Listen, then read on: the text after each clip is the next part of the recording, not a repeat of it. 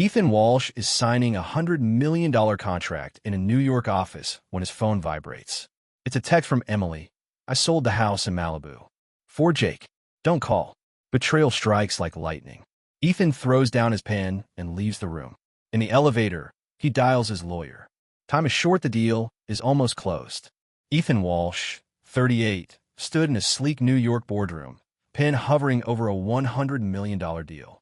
Glass walls framed the Manhattan skyline, and executives watched his every move.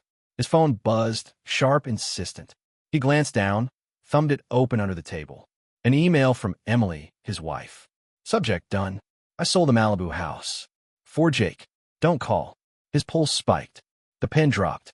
Jake, her deadbeat brother, the one she swore was gone for good. The Malibu house wasn't just property.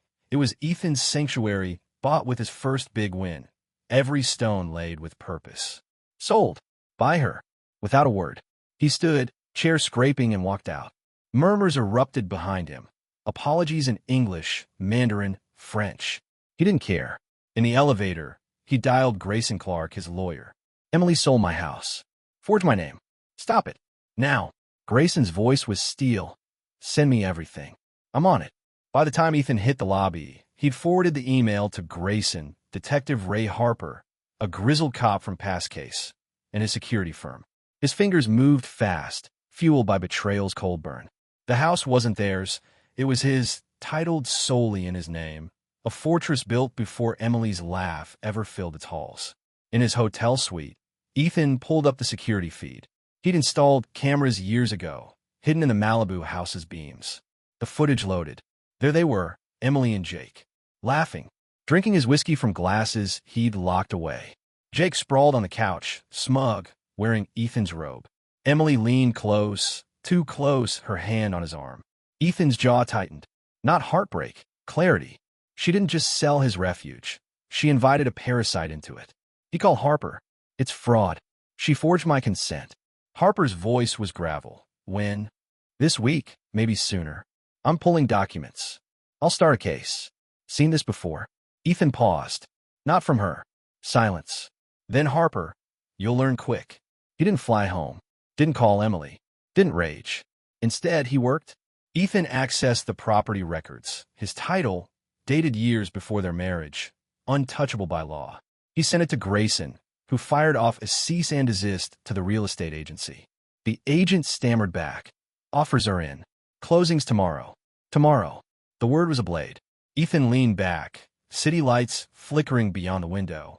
Emily thought distance made him weak. She was wrong. He'd built that house to escape the world's noise, and now she'd turned it into a battleground. But Ethan wasn't a bystander. He was a tactician. He called his security firm. Tracer emails. Phone records. Now, they confirmed. Emily had accessed his cloud, used an old signature from tablet. Sloppy. Arrogant. Ethan archived it all. Screenshots, timestamps, footage. A folder labeled Reclaim. This wasn't about love anymore. It was about control. Grayson texted. Agencies frozen the sale. Police report filed. You want her arrested? Ethan stared at the words. Arrested. His wife. The woman who once danced barefoot on his deck, promising forever. He typed back. Not yet. I want proof. The footage played again. Jake's smirk. Emily's laugh. Ethan's blood boiled, but he didn't break. He'd wait. Plan. Strike. Emily had no idea the storm she'd unleashed. She thought she'd won. But Ethan was already 3 moves ahead, and he never lost what was his. Ethan Walsh sat in his New York hotel suite, the city's neon pulse mocking the storm in his chest. The security footage from his Malibu house looped on his laptop. Emily and Jake, laughing, plotting, defiling his sanctuary. Every frame hardened his resolve. This wasn't just betrayal. It was theft, calculated and brazen. His phone lit up. Detective Ray Harper, got your files. Forgery's clear. What else you got? Ethan typed fast. Check her emails. Cloud access. She used my signature. Harper's reply was blunt. On it. Stay sharp. Ethan opened the property agency's portal. The listing was still live. His house, his refuge. Captioned like a cheap flip. Coastal gem. Quick sale, his stomach churned. The agent's earlier call echoed. Closings tomorrow. 12 hours. That's all he had to bury this. He dialed Grayson Clark, his lawyer. They're moving fast. Can we stop it? Grayson's voice was calm, lethal. Already did. Sent the title deed. Your name, pre-marriage. Agency's spooked. But we need more to nail her. More. Ethan's eyes flicked to the footage. Emily pouring Jake whiskey. Her smile too easy, too familiar.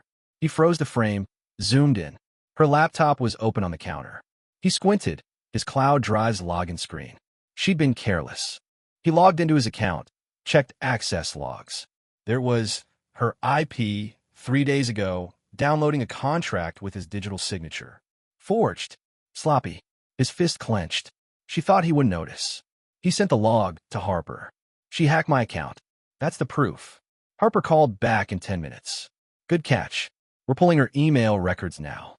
But there's something else. Jake's not just a leech. He's got debts. Big ones. $250,000 to some ugly people. Ethan's mind raced. Jake, the charming wreck who'd crashed their engagement party, whispering to Emily she'd always pick him. Now he was back, dragging her into his mess. But why sell his house? Ethan paced, piecing it together. Emily wasn't saving Jake. She was in on it. He called his security firm. Dig into Jake. Debts, contacts, everything. They delivered in an hour. Jake owed money to a loan shark, Vince Toro, known for breaking kneecaps. Texts between Jake and Emily, intercepted from her phone, confirmed it. Asterisk, sell it fast, Vince is breathing down my neck. We split the cash, start fresh. Asterisk, Emily's reply. Asterisk, he's in New York. Won't know till it's done. Asterisk, the words hit like a punch. Split the cash. Start fresh. This wasn't desperation, it was a plan. Ethan's house, his life's anchor, was their escape fund. He forwarded the text to Grayson and Harper. They're running. Stop them. Grayson texted back. Police are looping in Toro's crew. Jake's a flight risk. Emily too. Ethan's jaw tightened. Running. From him. From the life he'd built for her. He pulled up the agency's contact, posed as a buyer. The junior agent was chatty. Seller's Emily Walsh. She's got offers. Wants it done by morning. Ethan's voice stayed even. Send me the contract. It arrived in minutes. His signature, forged, glaring on the page. He sent it to Grayson. File fraud charges. Now. Grayson replied. Done. Police are moving. Agencies halting the sale. But Ethan wasn't done. He needed to know how deep this went. He called Harper. What's Emily hiding? She's not this reckless. Harper grunted. Working on it. Her firm's got whispers, shady deals, hushed up. Might be leverage. Ethan's mind flashed to Emily's late nights at her law firm. Her sudden perfume change. The phone she clutched like a lifeline. He'd thought it was stress. Now he saw the cracks. The security firm pinged him. Found something. Emily's got a second phone. Registered to a P.O. box. Recent calls to Jake and an offshore bank. Ethan's blood ran cold. Offshore. They weren't just selling his house. They were funneling the money out. He sent the phone records to Harper. Trace that account. They're planning to vanish. Harper's voice darkened. If they move tonight, we're screwed. I'll push the DA. Ethan stared out at Manhattan skyline. 12 hours to stop them. He opened the footage again, watched Emily laugh with Jake, her hand brushing his. He didn't flinch. This wasn't about love anymore. It was war. He texted Grayson. I want her in a room, answering for this. Make it happen. Grayson's reply was instant. She'll face a judge by tomorrow. Stay cold. The clock ticked. Ethan didn't sleep. He cataloged every email, every call, every lie. Emily thought she'd outsmarted him. That distance dulled his edge. She was wrong. He'd built the house to shield his soul, and now he'd burn her world to keep it. The fight was just beginning, and Ethan Walsh never backed down. Ethan Walsh leaned against the window of his New York hotel suite, the city's restless glow mirroring the fire in his veins. 6 hours until the Malibu house sale was set to close. Emily and Jake thought they'd won, but Ethan was rewriting the game. His laptop pinged, Detective Ray Harper. Got a hit on Emily's second phone. Calls to a bank in the Caymans. She's moving the sale money offshore. Ethan's grip tightened on his phone. Block it, he said. Harper's voice was grim. Working on it. But they're spooked. Might bolt tonight. Ethan's mind churned. Emily wasn't just selling his house. She was erasing him, planning a new life with Jake, funded by his legacy. The security footage still burned in his memory. Her laugh, Jake's smirk, their casual theft of his peace. But Harper's earlier call had cracked the facade. Emily was hiding a secret, something Jake used to pull her in. Ethan needed to know what. He texted his security firm. Dig deeper on Emily. Past deals, anything buried. Grayson Clark, his lawyer, called. Fraud charges are filed. Agency's frozen the sale, but Emily's pushing hard. Claims you abandoned the property. Ethan's laugh was cold. Abandoned? It's my name on the deed. Grayson's tone sharpened. She's got a fake power of attorney. Says you gave her control. We need to trap her. Ethan paused, then said, I got an idea. Send her a buyer. Grayson hesitated. Risky. What's the play? Ethan's voice was steel. Make her panic. Expose her. He crafted a fake email from a new buyer, a cash offer, urgent, demanding a meeting tonight. He sent it to the agency, knowing they'd forward it to Emily. If she took the bait, she'd slip. He texted Harper, watch her calls. She'll reach out to Jake. The security firm delivered. Emily had a skeleton in her closet. 5 years ago, she'd funneled client funds into a fake charity at her law firm, pocketing thousands. The firm hushed it up, but Jake knew. Intercepted texts showed him threatening to leak it unless she sold the house. Asterisk, give me the cash, M, or your career's toast. Asterisk, Emily's reply. Asterisk, I'm doing it. Just keep quiet. Asterisk, Ethan's jaw clenched. Jake wasn't just a leech, he was a blackmailer. And Emily chose him over their marriage. Ethan forwarded the text to Harper. This is motive. She's not a victim. She's complicit. Harper grunted. Explains the offshore account. She's covering her tracks. DA's ready to move, but we need her on record. Ethan's trap was set. The fake buyer email went out. Within minutes, Harper texted, she's calling Jake. Panicking, Ethan listened to the intercepted call, heart pounding. Emily's voice was frantic. Some guy's offering more, wants to meet tonight. What do we do? Jake snapped, take it. We need the money before Vince cracks my skull. Ethan smiled, cold and sharp. They'd taken the bait. He called Harper. Get a unit to the meeting spot. Catch them both. Harper's reply was curt. Done. Stay put. But Ethan couldn't. He opened the security feed again, watched the empty Malibu house. His house. The one he'd built to escape the world's claws. Now it was a chessboard, and he was checkmating their lies. The agency called. Ms. Walsh is meeting the buyer at 9 p.m. She's rushing the paperwork. Ethan checked the time. 7:45 p.m. He texted Grayson. Police are ready. Make sure the agency logs every move. Grayson replied. They're sweating. Sent them the forged contract. They know it's fraud now. Ethan's trap was closing. Emily thought she was outsmarting a buyer, but she was walking into cuffs. Harper called at 8:30. We got her on tape. She told Jake to forge another signature. Said, Ethan's too busy to notice. They're meeting at a diner off the PCH. We're moving in. Ethan's pulse raced. Get the account details. I want that money locked. Harper's voice hardened. Already on it. Bank's cooperating. You sure about this? She's your wife. Ethan didn't hesitate. Was. Not anymore. He stared at the city below, its chaos a stark contrast to the precision of his plan. Emily had underestimated him, thought his silence was weakness. But silence was his weapon, patient, deadly. The footage of her and Jake mocked him, but it also fueled him. Every laugh, every lie, was evidence. He archived it all, labeled checkmate. Grayson texted, police are at the diner. Emily's there. Jake's late. Ethan's heart skipped. Late? Jake was a coward, but not stupid. He called Harper. Find him. He's running. Harper cursed. On it. Got a unit tracking his phone. Ethan leaned back, the weight of the night pressing in. Emily was cornered, but Jake was a loose end. And loose ends burned. The clock hit 9:15. Harper called. We got her. Emily's in custody. Admitted to the forgery on tape. Jake's phone pinged near LAX. He's bolting. Ethan's voice was ice. Stop him. This ends tonight. He didn't feel triumph, just focus. Emily and Jake had gambled with his life. Now the board was his, and he'd play to win.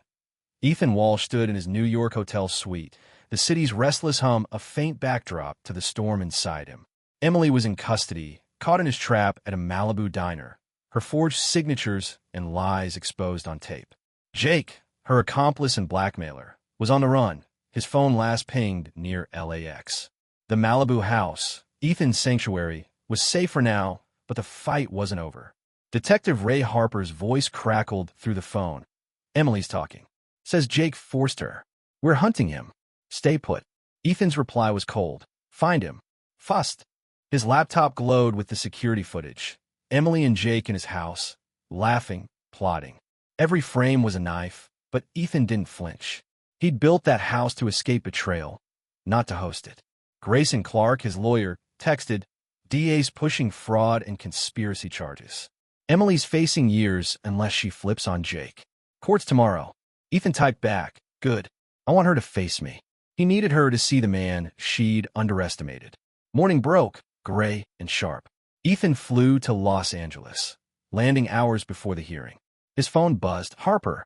Jake's cornered. Hid in a motel near the airport. We're bringing him in. Ethan exhaled, tension easing but not gone.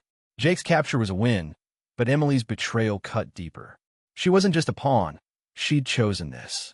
He stepped into the courthouse, suit crisp, eyes hard. Grayson met him in the lobby. She's pleading guilty, trying to spin it as coercion. You ready? Ethan nodded. Let's end this. The courtroom was stark, fluorescent lights buzzing. Emily sat at the defense table, pale, hair pulled tight, eyes down. She looked small, not the woman who'd laughed with Jake in Ethan's home. Her lawyer stood, voice soft. My client was manipulated by Jacob Reed, who threatened her with past mistakes. She's remorseful, cooperative. Ethan's jaw tightened. Remorseful. The word was hollow. Grayson rose, his tone cutting. Emily Walsh forged documents, stole from her husband, and planned to flee with the profits. This wasn't coercion, it was greed. The judge, a woman with steel-gray hair, peered at Emily. Mrs. Walsh, explain yourself. Emily stood, voice trembling. I was scared. Jake said he'd ruin me, expose my past. I thought selling the house would save him. Her eyes flicked to Ethan, pleading. He stared back unmoved. She'd poured Jake whiskey in his glasses, worn his robe, sold his soul. Fear didn't excuse that. The judge's voice was firm. You abused trust. That's not a defense. Ethan's mind flashed to the night before. Emily had shown up at his hotel, soaked from L.A. rain, begging. I didn't mean for this, she'd whispered, mascara streaking. Jake pushed me. Ethan's response was ice. You chose him. You signed my name. She'd flinched, tears falling. I lost everything, my job, my friends. He'd opened the door, nodded to security. Goodbye, Emily. Now, in court, she was trying the same script. It wouldn't work. Grayson slid a folder to the judge, Ethan's evidence. Forged contracts, security footage, intercepted texts, bank records. Mrs. Walsh accessed offshore accounts, planned to split the money with Mr. Reed. This was a conspiracy. Emily's lawyer stammered, but the proof was ironclad. The judge's eyes narrowed. Mrs. Walsh, you're accepting a plea. 3 years probation, restitution, no law license. Mr. Reed faces trial for fraud and extortion. Harper texted, Jake's in lockup, singing like a bird to cut a deal. Ethan's lips twitched. Jake, the smirking leech, was done. Emily's world was crumbling too. Her firm had fired her, her social circle gone silent. Ethan had seen the headlines. Rising lawyer linked to fraud scandal. She'd gambled on Jake and lost everything. He felt no pity, only justice. The hearing ended. Emily glanced at Ethan, mouthing, I'm sorry. He turned away. Her words were ash. Grayson clapped his shoulder. House is yours, clean title. You did this right. Ethan nodded, but the victory was bittersweet. He'd won the battle, but the war had cost him trust, love, the illusion of a shared life. Outside, L.A.'s sun burned bright, mocking the chill in his bones. Harper called. Jake's facing 5 years. Emily's done in this town. You good? Ethan paused, staring at the courthouse steps. Getting there. He hung up, mind already shifting. The house was his, but it wasn't home. Not yet. He'd reclaim it, strip away Emily's shadow, make it his again. He drove to Malibu that evening, the ocean's roar greeting him. The house stood quiet, its stone walls unyielding. He stepped inside, the air heavy with memory. Emily's perfume lingered, faint but there. Ethan opened every window, let the sea wind scour it clean. This was his ground zero. He'd rebuild. Not for her, not for them, but for himself. The fight was over, but the real work was just beginning. Ethan Walsh stood on the deck of his Malibu house, the Pacific's waves crashing below, their rhythm steady, unbroken. The title was his again, cleared of Emily's fraud, Jake's greed. Emily faced 3 years probation, her law career ashes. Jake was in lockup, awaiting trial for fraud and extortion, his smirk erased by a 5-year sentence looming. Ethan had won, but victory felt hollow. The house, his sanctuary, carried scars, her perfume in the air, his trust in tatters. He gripped the railing, vowing to make it his own again. Sunset painted the sky orange. Ethan walked inside, boots echoing on the hardwood. The living room, once alive with Emily's laughter, felt like a stranger's stage. Her wine glass, half empty, sat on the counter from the night she'd plotted with Jake. He tossed in the trash, the clink final. His phone buzzed. Grayson Clark, his lawyer. Everything's sealed. House is untouchable. You okay? Ethan's voice was low. I will be. He hung up, eyes scanning the space. This wasn't about erasing her. It was about reclaiming himself. He started small, deliberate. A toolbox from his car, a can of paint. The study, where Emily had forged his signature, got a new coat, white clean like a fresh page. He moved the couch to face the ocean, not her old spot by the TV. Every nail he hammered, every shelf he cleared, was a step toward ownership. He found her earring under the bed, a silver hoop glinting in the dust. He didn't pause, just dropped in a box with a grocery receipt, a scarf, her remnants, not his memories. The security footage was deleted, its purpose served. Ethan didn't need to see Jake's smirk or Emily's lies anymore. He'd kept one clip, though, a sunset from the deck camera, waves rolling, no voices, just peace. That was the house he'd built, the one he'd fought for. He played it on his laptop, the sound grounding him. His phone lit up, Detective Ray Harper. Jake's plea failed. He's going down hard. Emily's keeping quiet, paying restitution. You need anything? Ethan shook his head, though Harper couldn't see. I'm good. Thanks. He wasn't good. Not yet. Betrayal didn't vanish with a court ruling. It lingered, a bruise under the skin. Ethan sat on the deck at dusk, a beer in hand, the first he'd allowed himself since New York. He thought of Emily's last courtroom glance, her mouthed sorry. It meant nothing. She'd chosen Jake, chosen lies, and lost everything. Her firm, her friends, her name. Social media was silent, her once vibrant posts gone. A legal blog mentioned her fall. Disgraced attorney faces ruin. Ethan felt no joy, only closure. He walked to the beach, sand cold under his feet. A year ago, Emily had run here, laughing, chasing a crab, her hair wild. He believed in her then, in them. Now he saw the truth. She'd loved the house's safety, not its soul. He pulled a shell from his pocket, small, white, spiraled. She'd given it to him that day, called it peace. He turned it over, then tossed it into the surf. Not anger, not grief, just release. The ocean took it, and Ethan let go. Back inside, he cooked. Eggs, simple, no takeout. The act was grounding, present. He slept with windows open, waves drowning out memory. Morning brought purpose. Ethan called a contractor, not for show, but for function. New locks, a stronger gate. He donated Emily's clothes, left in closets, to a shelter. Her absence grew lighter, the house heavier with his presence. Grayson texted, "Heard you're fixing the place up. Smart move." Ethan replied, "Not fixing. Rebuilding." He meant more than a house. In New York, he'd launched a charity fund for fraud victims, seeding it with profit from a deal he'd closed post-courthouse. It wasn't penance, it was purpose. He'd been a tactician, a survivor, but now he wanted to build, not just fight. Weeks later, the house breathed differently. Fresh paint, new furniture, no echoes of her. Ethan stood on the deck, coffee in hand, the ocean endless. The quiet wasn't empty. It was his. He'd lost a marriage, a dream, but gained something harder, truer. The phone rang. Harper again. "Just checking in. You're a tough bastard, Walsh." Ethan laughed soft. "Had to be." He hung up, eyes on the horizon. The house stood firm, its stones unyielding. Emily and Jake had tried to steal it, but they'd only sharpened him. Justice wasn't loud. It was this, a man, a home, a life reclaimed. Ethan turned back inside, ready for whatever came next. The waves roared on, and so would he.